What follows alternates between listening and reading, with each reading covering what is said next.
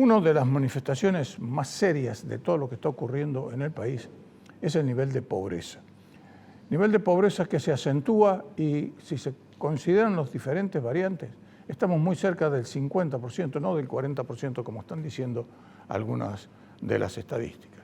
Y sobre este tema hablamos con Ricardo Arriazu, uno de los economistas más prestigiosos del país, es el titular de el estudio Ricardo Arriazu, y estuvo participando del coloquio de la UIC, es decir, la Unión Industrial de Córdoba. Y con él hablamos de todos los aspectos que tienen que ver con la economía, las posibilidades que tiene el país con los recursos naturales que están sin explotar, todos los desaguisados que se siguen cometiendo en materia económica y también política. Pero hablamos iniciando el diálogo de la pobreza, y esto es lo que contestaba Ricardo Arriazu. Hace más de 3 años que no conversamos, y desde ese entonces hasta ahora hay un problema estructural de la Argentina que se ha agudizado hasta niveles inimaginables, como es la pobreza, que tenemos un 50% de pobreza. ¿Esto se puede revertir o ha llegado para quedarse? No, claramente se puede revertir y hay experiencias históricas y de países que la revirtieron. En un país que no crece y crece la población y no hay producción, por definición va a crecer la pobreza. Entonces uno tiene que preguntarse por qué no crece el país. Entonces si uno toma una visión no tan larga, pero desde el 80 para acá, uno ve que en Argentina hubo 23 años de crecimiento positivo y 18 de crecimientos negativos, con niveles hasta del 10% para arriba y para abajo. Un serrucho. Eso no hay en ninguna parte del mundo. Eso genera desincentivo a la inversión y genera mal uso del capital. Entonces, la siguiente pregunta que hay que hacerse es, ¿por qué tenemos los años negativos?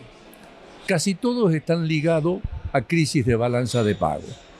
Entonces, surge toda esta idea de que hay un problema estructural de divisas, que en cuanto el país crece, no tiene divisas.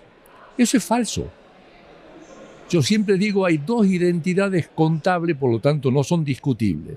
La primera que dice, la cuenta corriente de la balanza de pago es la diferencia entre los ingresos y los gastos. Si yo gasto de más, tengo déficit, si gasto de menos, tengo superávit.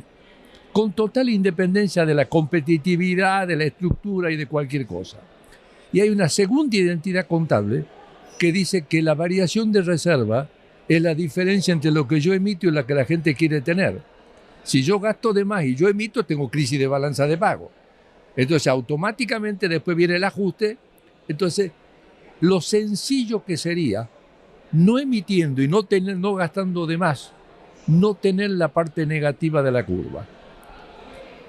Matemáticamente, si uno saca la parte negativa, el crecimiento promedio sería 5%, pero eso es falso, porque hay rebotes. Pero sería cerca del 4%.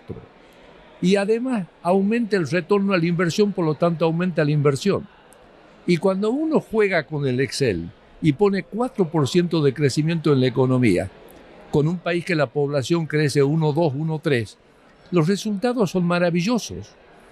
Entonces no es tan difícil. Lo que nos falta es sentido común. Digamos, realmente entender como en una casa. No puedo gastar lo que no tengo, no puedo endeudarme lo que no tengo. Efectivamente, lo que pasa es que como usted lo sabe, lo sé yo, el sentido común es el menos común de los sentidos, y máximo en los últimos tiempos, porque hay un desfase absoluto entre lo que es la realidad y las decisiones que se toman.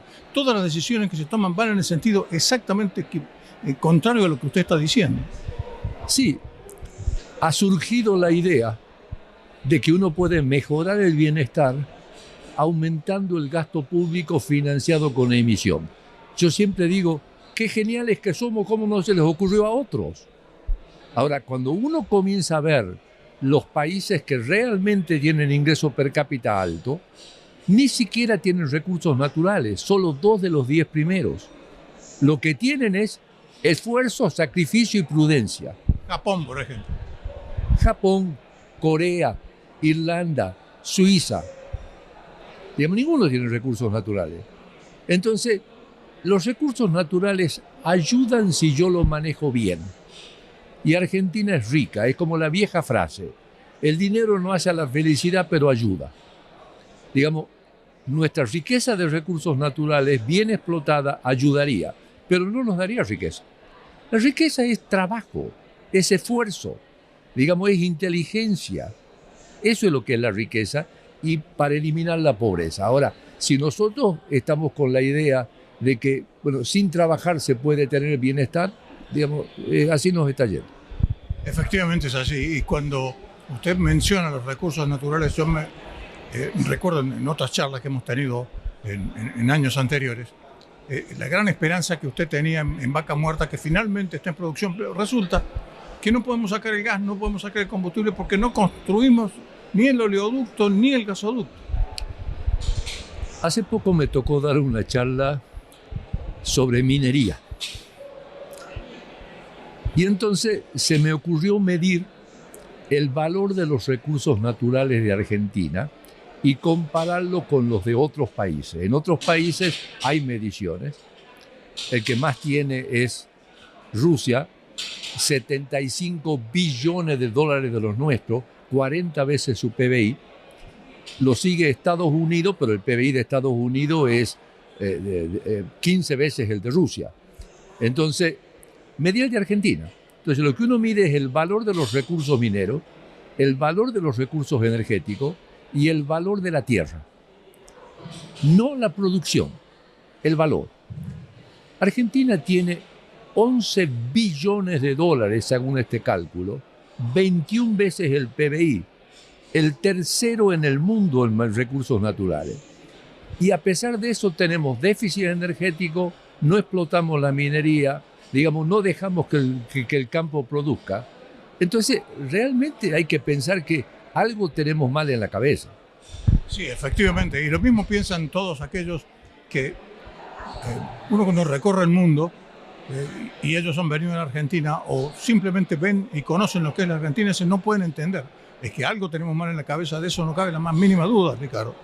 Y lamentablemente todos estos males se pueden acentuar porque el tiempo va a seguir corriendo hasta el momento en que se define el próximo gobierno. Y para el próximo gobierno todavía falta una eternidad. Es así. Ahora, para que no terminemos con un tono tan pesimista, yo siempre doy dos ejemplos. La Argentina histórica, desde 1865 para acá, uno la puede dividir en dos partes. La etapa donde éramos la China, el asombro del mundo, que duró hasta 1915, 1920, y la etapa de la decadencia. Nosotros llegamos a un nivel de ingreso per cápita que era el triple del promedio mundial con las nuevas cifras. Pero salíamos de una grieta peor que esta porque era sangrienta. En un país con 1.800.000 habitantes, 90% de ellos analfabetos. Y de pronto fuimos el milagro del mundo. Hay que estudiar qué hicimos. Yo no tengo duda, la Constitución, respeto a la propiedad privada, respeto a la iniciativa privada, leyes justas y estables, integración al mundo, todo lo que después dimos vuelta. Entonces, la pregunta es, ¿podemos repetir? Sí. Argentina es acreedora neta del mundo. Usted me dirá, ¿cómo acreedora? Sí, el gobierno es deudor.